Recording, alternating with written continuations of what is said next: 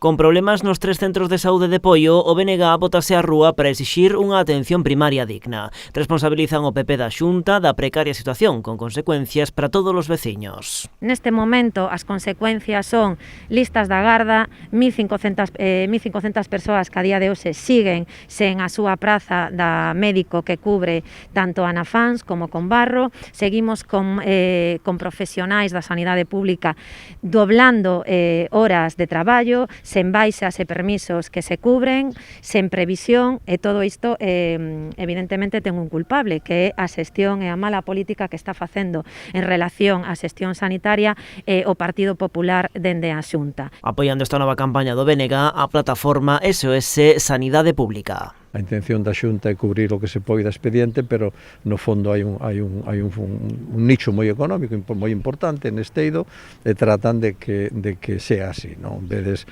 que se está derivando continuamente aos hospitales ou aos centros privados, é dicir, inclusive se pide cartos para eles, cando realmente a sanidade agora é deficitaria, porque este ano inclusive se reduciron os orzamentos. Os nacionalistas de Poio fan un chamamento a todos os veciños a visibilizar os problemas de atención primaria no municipio, denunciando casos concretos e tamén participando nunha recollida de sinaturas. Dende o BNG de Poio entendemos que a veciñanza ten que denunciar isto públicamente, por iso vamos a iniciar unha recollida de sinaturas en diferentes puntos do concello.